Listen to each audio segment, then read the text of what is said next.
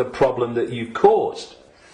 And so we have this control system, we have this constant and gathering, expanding imposition and dismantling of people's lives financially in all these different ways.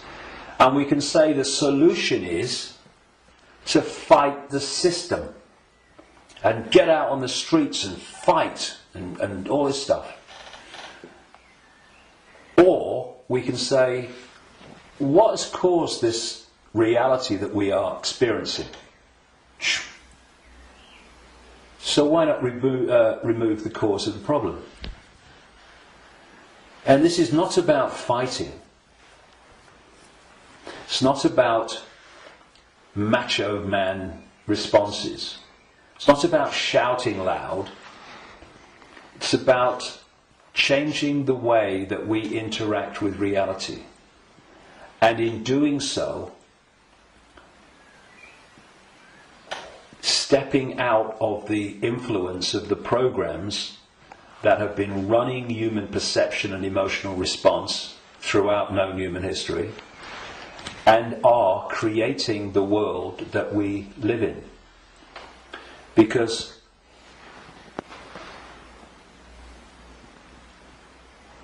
if I go back to what the Gnostics said about the archons, they have no creative energy. They can't make things happen.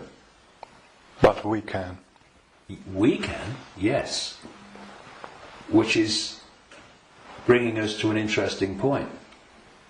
We can manifest. What this manipulative force has done has programmed humans to use that gift of manifestation to manifest what they want. And so, if we manifest from our perceptions of reality, then manipulate their perception of reality, and they'll manifest what you've manipulated them to perceive as reality. So, I see people challenging war and conflict when their own lives are full of conflict. Now, we live in a holographic reality at this conscious mind level, and there's a very unique and fascinating trait and characteristic of holograms and holographic reality.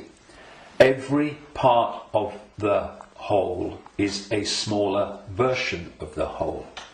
So if you take, for instance, in the holograms that you buy in the shops, if you take the waveform holographic print, which is on the print in waveform information,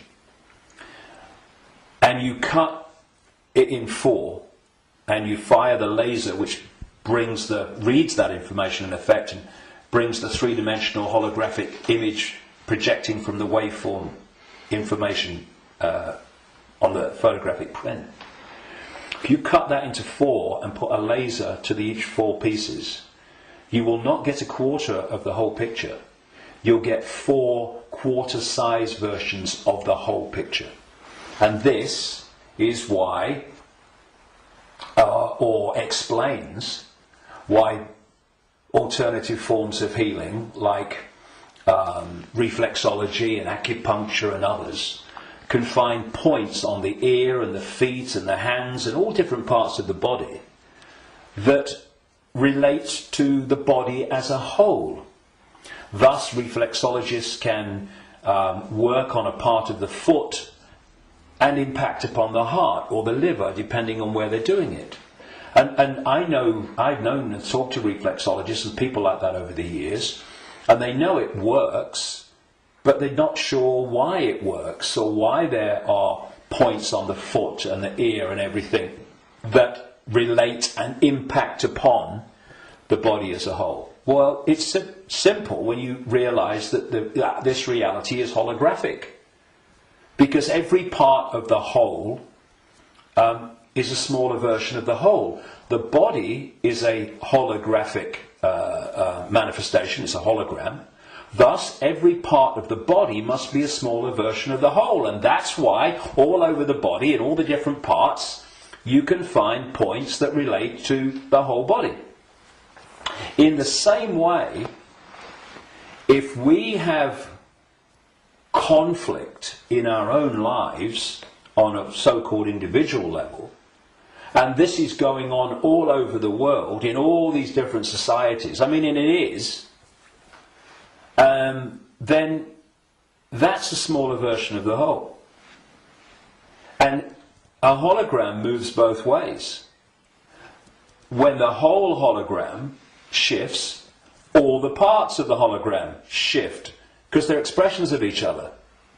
You shift or affect the smaller part of the hologram, and in this case it's lots of people, billions of people with conflict in their lives and all that stuff, and that's going to impact on the hologram as a whole, i.e. human society.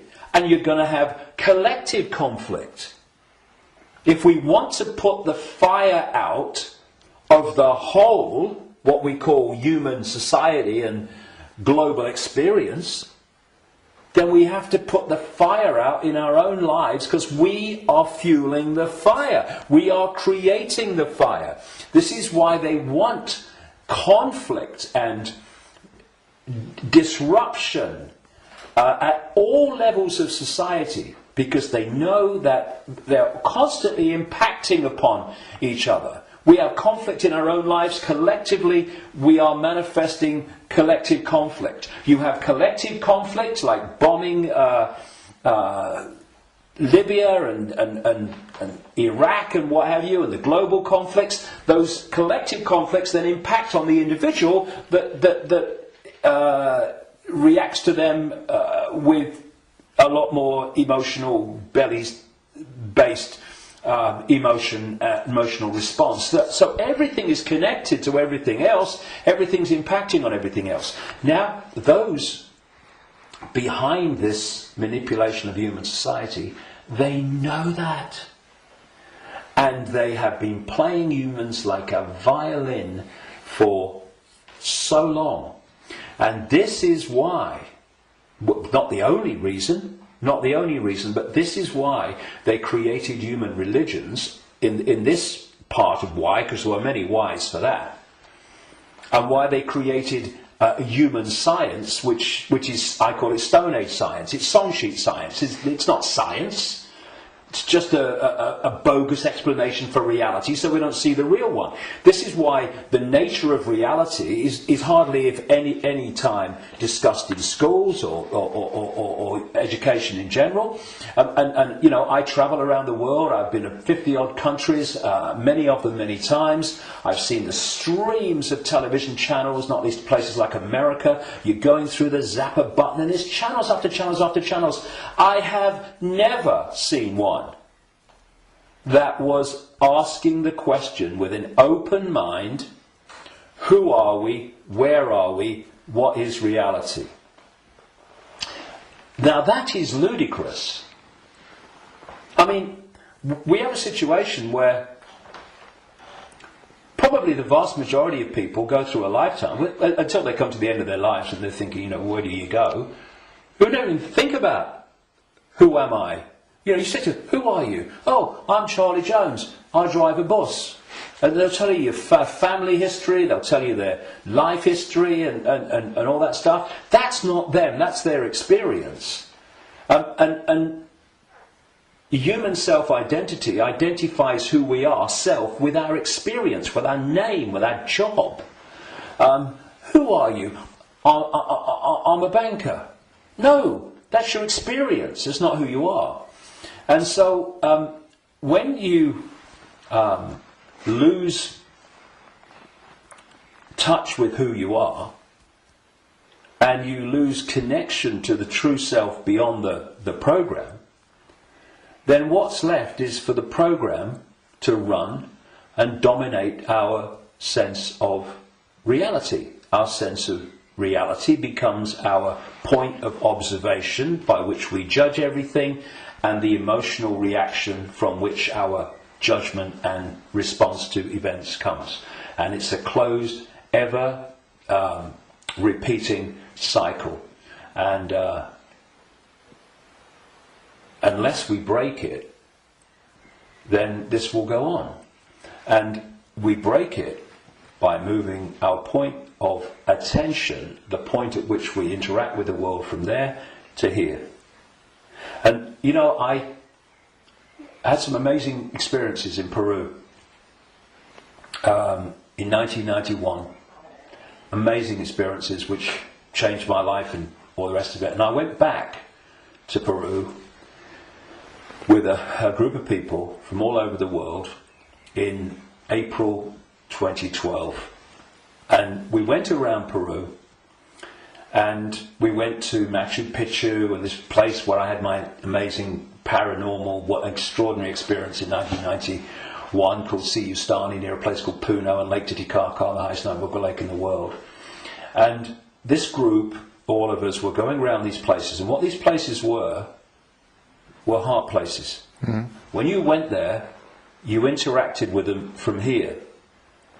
And the behaviour of the group and the demeanour of the group was laughter and joy and happiness. Then there was one day, and this really, you know, I've been aware of all this for a long time, but you know what it's like. Sometimes you have an experience and it goes bang in your face. And there was one day towards the end of the trip where we went to a place called Tiwanaku, just over the border in Bolivia. It's an ancient site, very famous ancient site if you look at the history and accounts of South America. And if anyone thinks that human awareness, human emotion, human demeanour does not impact upon the energy field that we're all interacting with, they should cross the border between Peru and Bolivia at this place where we did. You walked across a bridge across a river, and one side was Peru and the other side was Bolivia. So once you crossed into Bolivia, woo, doom, this. You're right? back. So it took ages to get through the border guards. Just for a tourist group who's going to be in the country for about 3 hours. They'd all just come back from a hospital, apparently, where they'd had a sense of humour bypass. And we headed to this Tiwanaku, going through in a 40-minute drive through a police checkpoint and a military checkpoint. You know, I mean, if anyone says that he's predicting that Bolivia is going to be a police state, well, you're too late, mate. Anyway, we get there, and it was horrible, Tiwanaku. It was big time here, right? And I felt this in many places around the world, and they've all been connected to human sacrifice and rituals involving these entities operating in other levels of reality, but interacting with this one. This is what satanic rituals are. They're the interaction. This is why they do certain things and repeat them. They're creating an energetic environment which allows interaction and even the manifestation of these entities within the rituals. This is what sacrificing to the gods was all about in the ancient world. Because when you sacrifice someone, the people doing the sacrifice, they drink the blood and eat the flesh, which is what this whole Roman Catholic thing is really about. Drinking the blood of Jesus and eating the flesh, that's just a mild bloody cover for what goes on in the background. But on the other levels of reality, while this is going on, these entities, perceived as the gods, are feeding off the terror of the victim. Right? This is sacrifice to the gods. Anyway, we get to Tiwanaku, and it was that kind of energy. Ooh. But what I noticed was the demeanour of the group changed. People weren't happy. They were not in a good space. And there was this lovely guy, Mark, who's a lovely Irish guy. And the change in the behaviour of the group was so pronounced that on the way back, which we got back into Peru, where everyone started getting a bit happy again, I asked people if they wanted to go on the microphone on the bus and explain, their experience. And Mark said, and Mark was a lovely guy, all laughing and dancing and all the rest of it, all the way through Peru. And he said, when I was at Tiwanaku, he said, I just wanted to shout abuse at anyone that got in my way when I was trying to take a picture. And I just felt so different. And I won't labour the point, but having, seen it and experienced it and seeing the response, you could see